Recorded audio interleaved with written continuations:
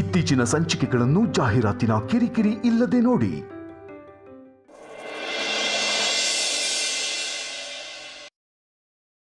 ವೇದಾಂತ್, ಎಲ್ಲಿದ್ಯಾ? ಮನೆಗೆ ಬರ್ತಾ ಇದ್ದೀನಿ. ಯಾಕೆ? ಇವತ್ತು ಸಂಜೆ ಶಾಪಿಂಗ್ ಹೋಗೋಣ, ಬರ್ತೀಯಾ?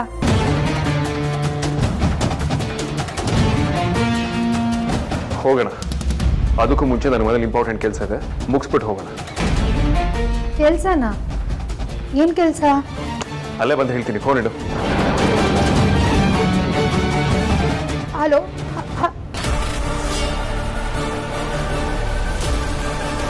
ಇವನ್ ಯಾಕೆ ಟೆನ್ಷನ್ ಅಲ್ಲಿದ್ದಾನೆ? ತೇಜಸ್ ವಿಷಯಕ್ಕೆ ಮತ್ತೇನಾದ್ರು ತಲೆ ಕೆಡ್ಸ್ಕೊಂಡಿರ್ಬೋದಾ?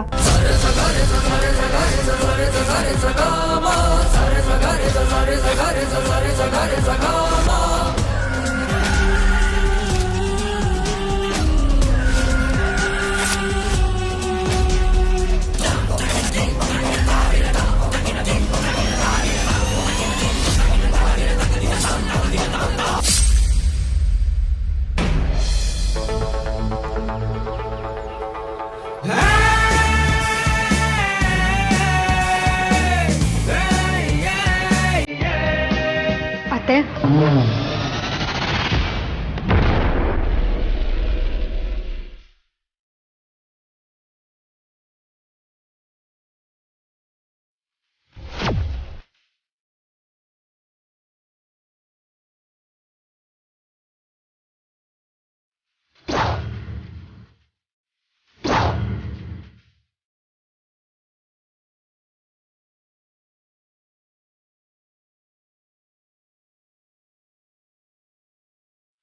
ಅತ್ತೆ, ಇದು ನೀವಾ? ಯಾಕಮ್ಮಲ್ಯ, ಏನಾಯ್ತು? ಏನತ್ತೆ ಇದು?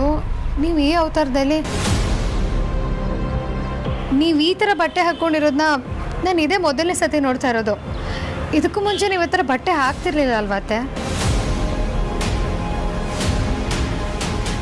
ಅದು ನನಗೂ ಈ ಥರ ಡ್ರೆಸ್ ಹಾಕೊಳ್ಳೋಕೆ ಇಷ್ಟ ಇಲ್ಲ ಅಮ್ಮ. ಆದ್ಯ ಈ ಡ್ರೆಸ್ ತಂದ್ಕೊಟ್ಟು ನೀವು ಹಾಕ್ಕೊಳ್ಳೇಬೇಕು ಅಂತ ಫೋರ್ಸ್ ಮಾಡಿದ್ಲು. ಅವಳಿಗೆ ಬೇಜಾರಾಗಬಾರ್ದಲ್ವಾ, ಅದಕ್ಕೆ ಹಾಕ್ಕೊಂಡೆ. ಅದಕ್ಕೆ ತಂದ್ಕೊಟ್ರಾ? ಹೂನಮ್ಮ, ಅವಳೇ ತಂದ್ಕೊಟ್ಟಿರೋದು. ಅವಳು ಪ್ರೀತಿಯಿಂದ ತಂದ್ಕೊಟ್ಟಿದ್ದಾಳೆ. ನಾನು ಹಾಕ್ಕೊಳ್ಳಿಲ್ಲ ಅಂದರೆ ಅವಳಿಗೆ ಬೇಜಾರಾಗತ್ತಲ್ವಾ, ಅದಕ್ಕೆ ಹಾಕ್ಕೊಂಡೆ. ಅಮೂಲ್ಯ, ನಿಂಗೆ ಈ ಡ್ರೆಸ್ ಇಷ್ಟ ಆಗಿಲ್ಲ ಅಂದರೆ ಹೇಳು, ನಾಳೆಯಿಂದ ನಾನು ಹಾಕ್ಕೊಳ್ಳೋದೇ ಇಲ್ಲ. ಚೇಚೆ, ಆ ಥರ ಎಲ್ಲ ಏನೂ ಇಲ್ಲ ಅತ್ತೆ. ನಿಮ್ಗೆ ಯಾವ ಥರ ಇಷ್ಟ ಆಗುತ್ತೋ ಆ ಥರ ಬಟ್ಟೆ ಹಾಕ್ಕೊಳ್ಳಿ. ಯಾಕಂದರೆ ಇದು ನಿಮ್ಮ ಮನೆ, ನಿಮ್ಮನ್ನು ಯಾರೂ ಪ್ರಶ್ನೆ ಮಾಡಲ್ಲ. ಇನ್ಫ್ಯಾಕ್ಟ್ ಹೇಳಬೇಕು ಅಂದರೆ ನೀವು ಈ ಡ್ರೆಸ್ಸಲ್ಲಿ ಚೆನ್ನಾಗೇ ಕಾಣಿಸ್ತಿದ್ದೀರಾ. ಬಟ್ ನಾನು ಈ ಡ್ರೆಸ್ಸಲ್ಲಿ ನಿಮ್ಮನ್ನ ಫಸ್ಟ್ ಟೈಮ್ ನೋಡ್ತಿರೋದ್ರಿಂದ ಕೇಳಿದೆ ಅಷ್ಟೆ. ಓಹ್ ಹೌದಾ, ಸರಿನಮ್ಮ, ಆಯಿತು. ಹಾಂ ಅತ್ತೆ, ನನಗೆ ಹೇಳೋದು ಮರ್ತೋಯ್ತು. ಸಂಜೆ ನಾನು ಮತ್ತು ವೇದಾಂತು ಮತ್ತೆ ಗಂಧದ ಗುಡಿ ಮೂವಿಗೆ ಹೋಗ್ತಾ ಇದ್ದೀವಿ. ನೀವು ಬನ್ನಿ, ಎಲ್ಲರೂ ಒಟ್ಟಿಗೆ ಹೋಗಿ ಬರೋಣ. ಫಿಲಮ್ಗ ನೀವುಗಳು ಹೋಗ್ಬಿಟ್ಟು ಬನ್ನಿ. ಹೌದಾ, ಸರಿ ಅತ್ತೆ.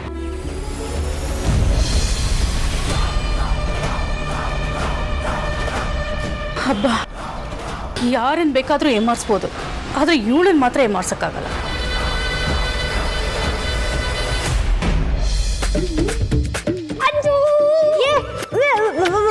ಏನ ಮಾಡ್ತಾ ಇದೀಯಾ?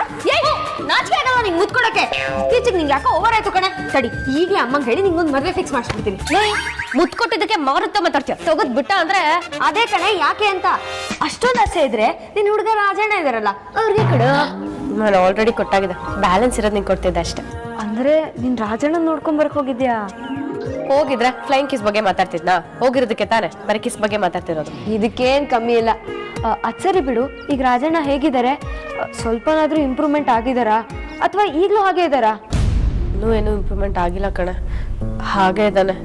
ನೋಡಿದ್ರೆ ಹೊಟ್ಟೆ ಎಲ್ಲ ಉರಿಯುತ್ತೆ ಗೊತ್ತಾ. ಪಾಪ ಅಲ್ವಾ? ಹಿಂಗಾಗ್ಬಾರ್ದಿತ್ತು. ಏನ್ರಪ್ಪ ಹುಡುಗಿರ, ಏನ್ ಮಾತಾಡ್ಕೊತಾ ಇದ್ದೀರಾ? ಏನಿಲ್ಲ ಅಮ್ಮ, ಹಾಗೆ ಸುಮ್ಮನೆ ಏನೋ ಮಾತಾಡ್ತಾ ಇದ್ವಿ. ಅಮ್ಮ, ನೀನ್ ತರಕಾರಿ ತಗೊಂಡ್ಬರ್ತೀನಿ ಅಂತ ಹೇಳ್ದೆ ತಾನೆ? ಹೋಗ್ಬೇಕು ಅನ್ಕೊಂಡಿದ್ದೆ ಕಣೆ, ಹೋಗಕ್ಕಾಗ್ಲಿಲ್ಲ ಅಷ್ಟೇ. ಅದಿತಿ, ನಿನ್ ಹೈಸ್ಕೂಲ್ ಫ್ರೆಂಡು ಅದೇ ಸುಮಾ ಅಂತ ಇದ್ಲಲ್ಲ, ಏನಾಯ್ತಮ್ಮ ಅವಳಿಗೆ? ಹೋಗ್ಬಿಟ್ಲಾ? ನಿನ್ನ ಬಿಡ್ತೋನು. ಏನೂ ಆಗಿಲ್ಲ ಕಣೆ, ಅವಳಿಗೆ ಮುಂದಿನ ತಿಂಗಳು 18ನೇ ತಾರೀಕು ಮದುವೆ ಫಿಕ್ಸ್ ಆಗಿದೆ ಅಂತೆ. ಅದಕ್ಕೆ ಅವ್ರ ಅಮ್ಮ ಕರೆಯಕ್ಕೆ ಬಂದಿದ್ರು. ಹೌದಾ? ಅವಳಮ್ಮ ಆಗ್ಲೇ ನಮ್ಮ ಅಮ್ಮಂಗೆ ವಿಷಯ ಹೇಳಾಗಿದೆ. ಆ ಪುಣ್ಯಾದ್ಗತಿ ನಾನು ನನಗೆ ವಿಷಯ ಹೇಳಿಲ್ಲ. ಮೇ ಬಿ ಅವಳಿಗೆ ಮದ್ವೆ ಇಷ್ಟ ಇಲ್ಲ ಅಂತ ಕಾಣಿಸುತ್ತೆ. ಹಾಗೆಲ್ಲ ಏನೂ ಇಲ್ಲ ಕಣೆ. ಹುಡುಗ ತುಂಬ ಒಳ್ಳೆಯವನಂತೆ, ಒಳ್ಳೆ ಕೆಲಸದಲ್ಲೂ ಇದ್ದಾನಂತೆ. ಅವರಿಬ್ಬರಿಗೂ ಹೇಳಿ ಮಾಡಿಸಿರೋ ಜೋಡಿ ಅಂತೆ. ಅವರಮ್ಮ ಏನೋ ಹೇಳಿದ್ರು ಕಣೆ, ಅವನಿಗದೇನೋ ಆಫೀಸಿಂದ ಹೊರಗಡೆ ದೇಶದಲ್ಲಿ ಅದೇನೋ US ಅದೇನೋ ಅಲ್ಗೂ ಕಳಿಸೋ ಒಂದು ಚಾನ್ಸ್ ಇದೆಯಂತೆ. ಹೋಗ್ಲಿ ಬಿಡಮ್ಮ, ಎಲ್ಲೋ ಒಂದ್ ಕಡೆ ಚೆನ್ನಾಗಿರ್ಲಿ. ಏ ಅತಿಥಿ, ನಮ್ಮ ಸುಮನ್ಗೆ ಆ ಸಂಬಂಧ ತೋರಿಸಿರೋದು ಯಾರು ಗೊತ್ತಾ? ಯಾರು? ನಮ್ಮ ಮಹಿಳಾ ಮಂಡಳಿ ಜಯಮ್ಮ. ಓ, ಜಯಮ್ಮನ ತುಂಬಾ ಒಳ್ಳೆ ಕೆಲಸ ಮಾಡಿದ. ಹಲೋ, ಎಲ್ಲಿದ್ಯಾ? ಹೌದಾ, ಸರಿ ಸರಿ, ಬೇಗ ಬಾ.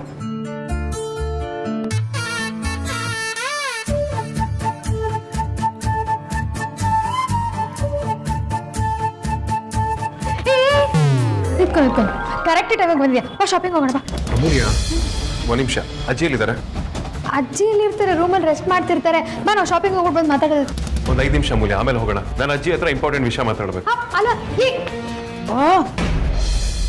ಆ ಜಯಮ್ಮನ ಕೈಗುಣ ಎಷ್ಟು ಚೆನ್ನಾಗಿದೆ ಅಂತಂದರೆ, ಅವರು ಬೇರೆಯವ್ರ ಥರ ಬಂದು ಕಾಫಿ ಕುಡಿದು ಕೈ ಚೆಲ್ಲೋದಿಲ್ಲ.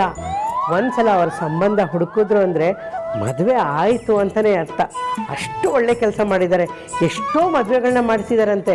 ಅದಕ್ಕೆ ಎಲ್ಲರೂ ಜಯಮ್ಮನ ಹತ್ರನೇ ಸಂಬಂಧ ತೋರಿಸಿ ಅಂತ ಹೋಗ್ತಾರಂತೆ.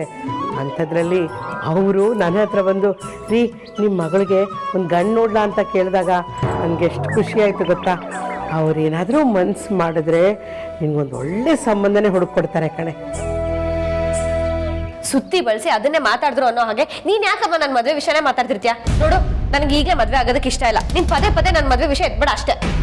ಏನೇ ನೀನು ಮದುವೆ ಆಗಲ್ಲ ಅಂತ ಕಡ್ಡಿ ತುಂಡು ಮಾಡಿದಾಗ ಹೇಳ್ತಿದ್ಯಾ? ಅವಳೇ ನಿನ್ನ ಫ್ರೆಂಡ್ ಅರ್ಪಿತಾ ಮದುವೆ ಮಾಡ್ಕೊಂಡು ಹೋದ ವರ್ಷ. ಈಗಾಗಲೇ ಮಗು ಇದೆ. ನಿನಗೂ ಅಷ್ಟೇ, ಕರೆಕ್ಟ್ ಟೈಮಿಗೆ ಮದುವೆ ಮಾಡಿದ್ದಿದ್ರೆ ನಿನಗೂ ಒಂದು ಮಗು ಇರೋದು. ನೋಡು, ದಿನೇ ದಿನೇ ವಯಸ್ಸು ಬರೋದಿಲ್ಲ. ಕರೆಕ್ಟ್ ಟೈಮಿಗೆ ಮದುವೆ ಮಾಡ್ಕೊಂಡ್ಬಿಡ್ಬೇಕು. ಮರ್ಯಾದೆಯಾಗಿ ಮದುವೆ ಮಾಡಿಕೊಂಡು ನಿನ್ನ ಗಂಡನ ಜೊತೆ ಸಂಸಾರ ಮಾಡ್ಕೊಂಡಿರೋ, ಗೊತ್ತಾಯ್ತಾ? ನೀನ್ ಒಳ್ಳೆ ಮಾತಿಂದ ಹೇಳಿದ್ರು ಅಷ್ಟೇ, ಕೆಟ್ಟ ಮಾತಿಂದ ಹೇಳಿದ್ರು ಅಷ್ಟೇ. ನನಗೆ ಮದ್ವೆ ಆಗಕ್ಕೆ ಇಷ್ಟ ಇಲ್ಲ ಅಂದ್ರೆ ಇಷ್ಟ ಇಲ್ಲ ಅಷ್ಟೇ. ಇನ್ಮೇಲೆ ಏನಾದ್ರು ಆ ಅರ್ಪಿತಾ ಮದ್ವೆ ಆದ್ಲು, ಆ ಸುಮಾ ಮದ್ವೆ ಆದ್ಲು ಅಂತ ಇನ್ನೊಂದ್ಸತಿ ಹೇಳ್ಕೊಂಬಂದ್ರೆ ಚೆನ್ನಾಗಿರಲ್ಲ ಅಷ್ಟೇ. ನೋಡಮ್ಮ, ಇನ್ಮೇಲೆ ಈ ವಿಷಯ ಏನಾದ್ರು ಎತ್ತಿದ್ರೆ ನಿನ್ ಪಾಲಿಗೆ ನಾನು ಸತ್ತೆ ಅಂತ ತಿಳ್ಕೊಂಬಿಡು. ಅದಿತಿ, ನನ್ನ ಮಾತು ಕೇಳೆ ಅಕ್ಕ. ಅಯ್ಯೋ ನಿನ್ನ, ಏನಾಗಿದೆ ನಿಮ್ಮ ಅಕ್ಕನಿಗೆ? ಯಾಕೆ ಇವಳು ಹೀಗಾಡ್ತಿದ್ದಾಳೆ? ಮದುವೆ ಮಾಡ್ಕೊಂಡು ಹೇಳಿದ್ದೆ ತಪ್ಪಾಯ್ತಾ? ಅಲ್ಲ ಕಣೆ, ಮದುವೆ ವಯಸ್ಸಿಗೆ ಬಂದಿರೋ ಮಕ್ಕಳನ್ನ ಮನೇಲಿ ಇಟ್ಕೊಂಡು ಕೂತ್ಕೊಳ್ಳೋಕ್ಕಾಗತ್ತಾ? ಜನ ನಮ್ಮನ್ನ ಅಂತಾರೆ. ಅಲ್ಲ, ಏನು ನಿಮ್ಮ ಅಕ್ಕನ ಕತೆ? ಯಾರನ್ನಾದ್ರೂ ಪ್ರೀತಿ ಮಾಡಿದಾಳ? ಇದೊಳ್ಳೆ ಕಥೆ ಆಯ್ತಲ್ಲ, ಅವಳ ವಿಷಯ ನನಗೆ ಗೊತ್ತಿರುತ್ತೆ. ನಿನ್ಗೆ ಅಷ್ಟೊಂದು ಇಂಟ್ರೆಸ್ಟ್ ಇದ್ರೆ ಅವಳನ್ನೇ ಕೇಳ್ಕೊ. ನಿಮ್ಮ ಅಕ್ಕನೊಂದು ಕತೆ ಆದ್ರೆ ನಿಂದೊಂದು ಕೈ ಜಾಸ್ತಿ. ನಾನು ಬಂದಿದ್ದೆ ತಪ್ಪಾಯ್ತು ಅನ್ಸುತ್ತೆ ತಾಯಿ. ಓದ್ಕೊ ಆಯ್ತಾ?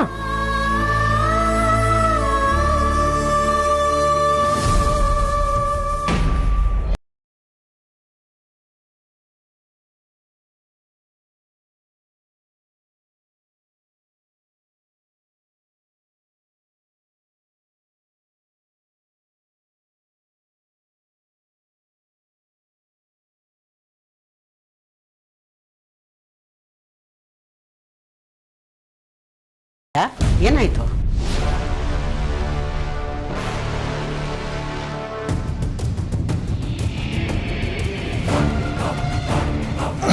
ವೇದಾಂತ,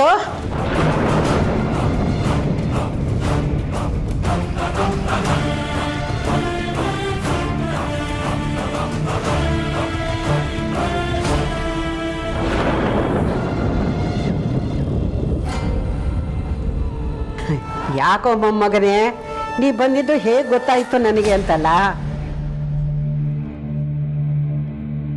ಉಸಿರಿನ ಶಬ್ದ ಕೇಳಿಸಿದ್ರೆ ಸಾಕು, ಯಾರು ಬಂದಿರೋದು ಅಂತ ಹೇಳ್ಬಿಡ್ತೀನಿ ನಾನು.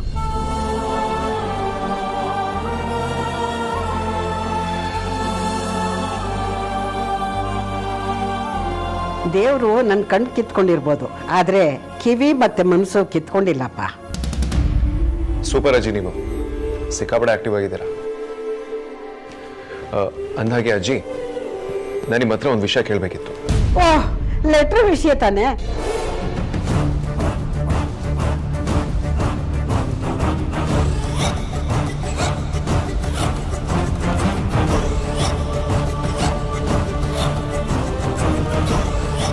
ಅಜ್ಜಿ, ನಾನು ನಿಮ್ಮ ಹತ್ರ ಲೆಟರ್ ವಿಷಯ ಮಾತಾಡೋದಕ್ಕೆ ಬಂದಿದ್ದೀನಿ ಅಂತ ನಿಮ್ಗೆ ಹೇಗೆ ಗೊತ್ತು? 60 ಕರಳು ಮರಳು ಅನ್ನೋದು ಸುಳ್ಳಲ್ಲ. ಹೇಳ್ಬಾರ್ದು ಅನ್ನೋದು ಗೊತ್ತಿದ್ರು ಹೇಳ್ಬಿಟ್ಟೆ. ಎಷ್ಟು ವಯಸ್ಸಾಗಿದ್ರು ಸ್ವಲ್ಪನೂ ತಾಳ್ಮೆ ಇಲ್ವಲ್ಲ. ಛೇ,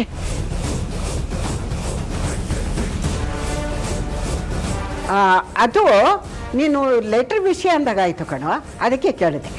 ಅಜ್ಜಿ, ನನ್ನ ಮನಸ್ಸಲ್ಲಿ ಅಂದ್ಕೊಂಡಿರೋದು ನಿಮ್ಗೆ ಹೇಗೆ ಗೊತ್ತಾಗ್ತಿದೆ? ಮನಸ್ಸಿಗೆ ಹತ್ರ ಆದವರ ಮನಸ್ಸಿನಲ್ಲಿ ನಡೆಯೋದೆಲ್ಲ ಒಂದೊಂದ್ಸಲ ಗೊತ್ತಾಗತ್ತಪ್ಪ. ಅಜ್ಜಿ, ವಿಚಾರ ಏನು ಅಂದ್ರೆ, ನಾನು ತುಂಬಾ ಚಿಕ್ಕವನಿದ್ದಾಗ ಒಂದು ಘಟನೆ ನಡೆದಿತ್ತಂತೆ. ಅದ್ರ ಬಗ್ಗೆ ನಿಮ್ಗೆ ಗೊತ್ತಿದೆಯಾ? ಯಾವುದ್ರ ಬಗ್ಗೆ ಕೇಳ್ತಾ ಇದೀಯಾ? ಅಜ್ಜಿ, ನಾನು ತುಂಬಾ ಚಿಕ್ಕವನಿದ್ದಾಗ ನಾನು ವಿಪರೀತ ಹುಷಾರು ತಪ್ಪಿದ್ನಂತೆ. ಆಗ ನನಗೆ ಯಾವ ಹಾಸ್ಪಿಟ್ಲಿಗೆ ಕರ್ಕೊಂಡು ಹೋದ್ರು ಹುಷಾರಾಗ್ತಿರ್ಲಿಲ್ವಂತೆ. ಅಪ್ಪ ಅಮ್ಮ ನನಗೆ ಹುಷಾರಾದ್ರೆ ಮನೆ ದೇವರಿಗೆ ಬಂದು ಹರಕೆ ತೀರಿಸ್ತೀನಿ ಅಂತ ಹರಕೆ ಹೊತ್ಕೊಂಡಿದ್ರಂತೆ. ಇದು ನಿಜಾನ ಆಗಿದ್ರೆ ಆ ಹರಕೆ ಏನು ಅಂತ ನಿಮ್ಗೆ ಗೊತ್ತಿದೆಯಾ? ವೇದಾಂತ್ ಹರಕೆ ಬಗ್ಗೆ ಕೇಳ್ತಿದ್ದಾನೆ ಅಂದ್ರೆ ಅವನು ನಾನು ಬರ್ದಿರೋ ಪತ್ರ ಓದಿದ್ದಾನೆ ಅಂತ. ಏನೇ ಆಗ್ಲಿ, ನಾನು ಅನ್ಕೊಂಡ ಹಾಗಾದ್ರೆ ಅಷ್ಟೇ ಸಾಕು. ವೇದಾಂತ, ನೀನು ಜ್ವರ ಬಂದಿದ್ದು ನಿಜ. ನಿಮ್ಮ ಅಪ್ಪ ಅಮ್ಮ ದೇವರಿಗೆ ಹರಕೆ ಮಾಡ್ಕೊಂಡಿದ್ದು ನಿಜಪ್ಪ. ಆದರೆ ಈ ವಿಷಯ ನಿನಗೆ ಹೇಗೆ ಗೊತ್ತಾಯ್ತು? ಆಗ ನೀನು ಸಣ್ಣ ಮಗು ಅಲ್ವಾ? ಅಂದ್ರೆ ನಿನಗಾಗಿ ಇನ್ನೂ 2 ವರ್ಷ ಕಣಪ್ಪ. ಅಜ್ಜಿ, ಇವತ್ತು ನನಗೊಂದು ಲೆಟರ್ ಬರೆದು ಆಫೀಸಿಗೆ ಕಳಿಸಿದ್ರು. ಯಾರು ಏನು ಅಂತ ಗೊತ್ತಿಲ್ಲ.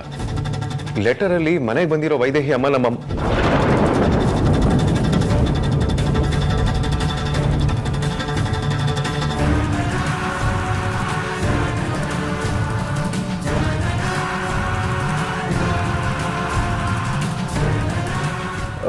ಅದೆಲ್ಲ ಬಿಡಿ, ಅದು ಆಮೇಲೆ ಹೇಳ್ತೀರಿ. ಅಜ್ಜಿ, ಮುಖ್ಯವಾದ ವಿಚಾರ ಏನು ಅಂದ್ರೆ, ನಾನು ತುಂಬಾ ಚಿಕ್ಕವನಿದ್ದಾಗ ಜ್ವರ ಬಂದಿತ್ತಂತೆ. ಆಗ ಅಪ್ಪ ಅಮ್ಮ ಹರಕೆ ಹೊತ್ಕೊಂಡಿದ್ರು ಅನ್ನೋದನ್ನ ತುಂಬಾ ನೀಟಾಗಿ ಲೆಟರಲ್ಲಿ ಎಕ್ಸ್ಪ್ಲೈನ್ ಮಾಡಿದ್ರು. ಇದು ನಿಜಾನಾ?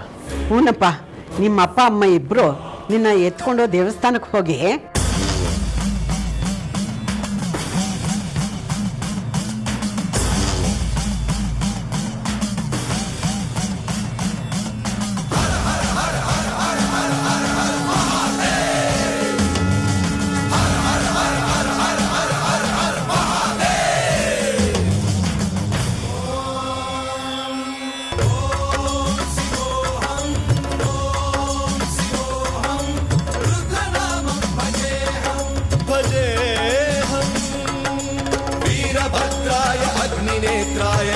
संहारः सकललोकाय सर्वभूताय सत्य साक्षात्कारः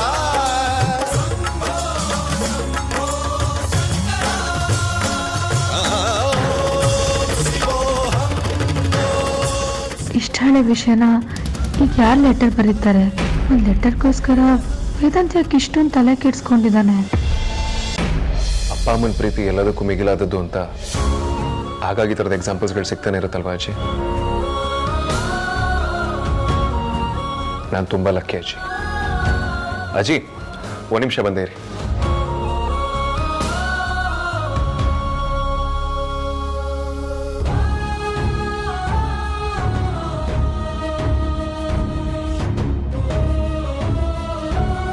ವೈದೇಹಿ, ಇನ್ಮೇಲೆ ನಿನಗೆ ಶುಕ್ರ ದಿವಸ ಶುರುವಾಯಿತು ಅನ್ಕೋ.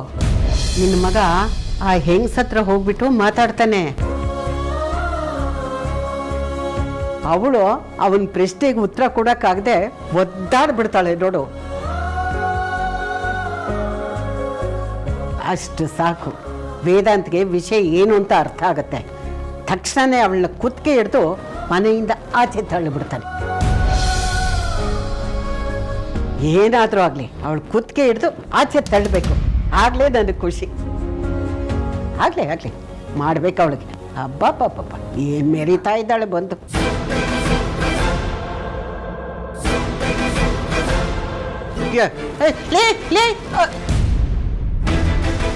ಹೇಳಿದ ಮತ್ತೆ ಕೇಳಲ್ಲ, ಹೊರಟೆ ಹೋದ್ಲು. ನಾನೇನು ಮಾಡಲಿ, ತಳ್ಳ ಅವಳ ಬೇಗ ತಳ್ಳಬೇಕು ಮನೆಯಿಂದ. ಬಂದು ಮನೆ ಹಾಳು ಮಾಡೋದಕ್ಕೆ ಬಂದಿದ್ದಾರೆ ಎಲ್ಲರೂ.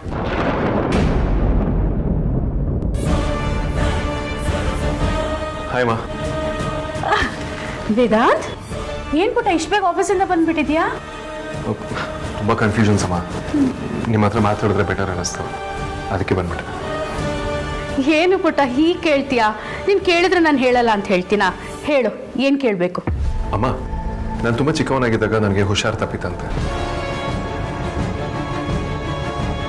ಯಾವ ಹಾಸ್ಪಿಟ್ಲಿಗೆ ತೋರಿಸಿದ್ರು ನಾನು ರಿಕವರ್ ಆಗಲಿಲ್ಲ. ಆಗ ನೀವು ಅಪ್ಪ ಹರಕೆ ಹೊತ್ಕೊಂಡ್ರಂತೆ. ಆ ಹರಕೆ ಏನು?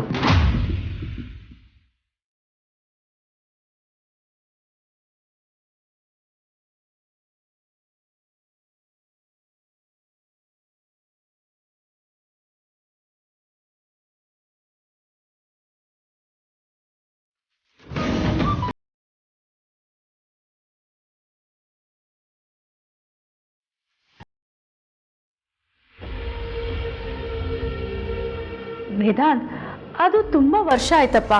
ಅದನ್ನು ನಿನಗೆ ಯಾರು ಹೇಳಿದ್ದು? ಅಮ್ಮ, ನನಗೆ ಈಗಷ್ಟೇ ಒಬ್ರು ಸಿಕ್ಕಿದ್ರು. ಅವರು ನಿಮಗೆ ತುಂಬ ಪರಿಚಯ ಇರೋರಂತೆ. ಅವ್ರು ಹೇಳಿದ್ರು. ಪರಿಚಯ ಇರೋರಾ? ಅವ್ರ ಹೆಸರು ಏನು ಅಂತ ನೀನು ಕೇಳಲಿಲ್ವಾ? ಕೇಳಿದೆ ಅಮ್ಮ. ಅವ್ರು ಅದಕ್ಕೆ ಈ ವಿಷಯನ ನಿಮ್ಮ ತಾಯಿ ಹತ್ರ ಕೇಳು, ಅವರೇ ಹೇಳ್ತಾರೆ ಅಂತ ಹೇಳಿದ್ರು.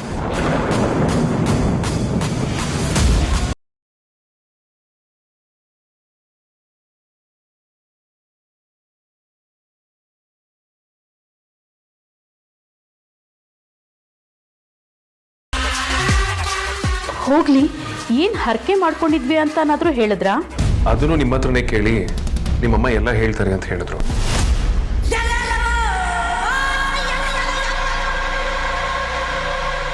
ಅಮ್ಮ, ನೀವು ಅಪ್ಪ ಹರಕೆ ಹೊತ್ಕೊಳ್ಳೋದಕ್ಕೆ ನಾನು ಬದುಕದಂತೆ, ಇಲ್ಲ ಬದುಕೋ ತುಂಬ ಕಷ್ಟ ಆಗ್ತಿತ್ತು ಅಂತ ಹೇಳಿದ್ರು. ಅದೇನು ಹರಕೆ ಅಂತ ಹೇಳ್ತೀರಾ?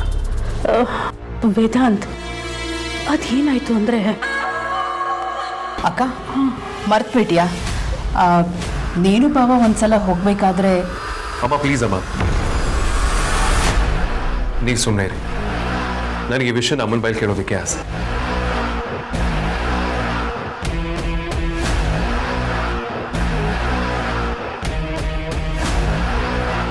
ಅಮ್ಮ, ನೀವು ಹೇಳಿ.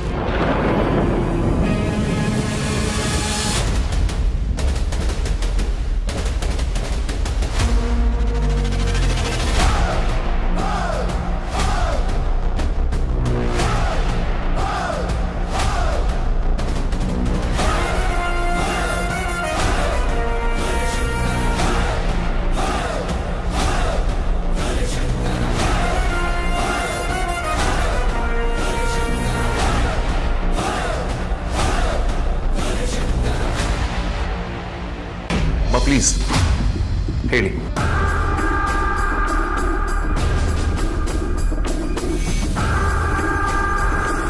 ಓಹ್, ಅದಾ, ನನಗೆ ಮರ್ತೇ ಹೋಗಿತ್ತು. ವೇದಾಂತ್, ಅದೇನಾಯ್ತು ಅಂದರೆ ನಿನಗೆ ತುಂಬ ಹುಷಾರಿರಲಿಲ್ಲ. ನಮ್ಮನೆ ದೇವರು ಗಂಗಾಧರೇಶ್ವರ.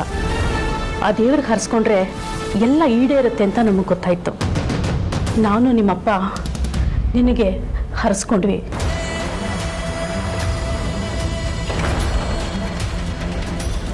ನಿನಗೆ ಎಲ್ಲಿ ತೋರಿಸಿದ್ರೂ ಹುಷಾರೇ ಆಗ್ತಿರ್ಲಿಲ್ಲ. ದಿನ ದಿನ ನಿನಗೆ ಜ್ವರ ಜಾಸ್ತಿನೇ ಆಗ್ತಿತ್ತು. ಮಾಡೋ ಪ್ರಯತ್ನ ಎಲ್ಲ ಮಾಡಿದ್ವಿ, ಆಮೇಲೆ ದೇವ್ರಿಗೆ ಮರೆ ಹೋದ್ವಿ. ನಿನಗೆ ಸಿಕ್ಕಾಪಟ್ಟೆ ಜ್ವರ ಬಂದಿತ್ತು. ಯಾವ ಡಾಕ್ಟ್ರಿಗೆ ತೋರಿಸಿದ್ರು, ಏನು ಔಷಧಿ ಕೊಟ್ಟರು, ನಿನಗೆ ವಾಸಿನೇ ಆಗಲಿಲ್ಲ. ಕೊನೆಗೆ ನಿಮ್ಮಪ್ಪ ಅಮ್ಮ ಮನೆ ದೇವರಿಗೆ ಹರಕೆ ಹೊತ್ಕೊಂಡ್ರು.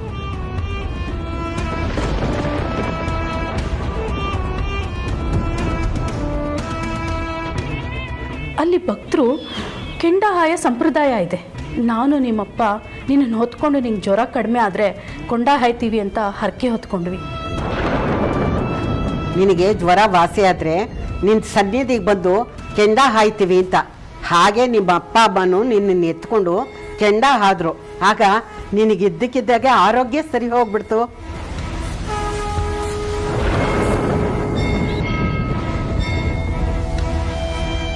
ಕೇಳ್ಕೊಂಡು 1 ವಾರದೊಳಗಡೆನೆ ನಿನಗೆ ಜ್ವರ ಕಡಿಮೆ ಆಯಿತು.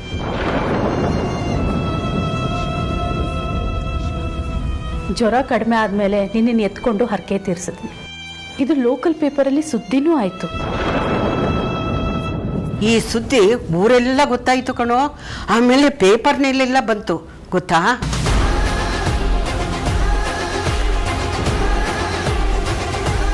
ಈ ವಿಷಯ ಇವಳಿಗೆ ಹೇಗೆ ಗೊತ್ತಾಯ್ತು?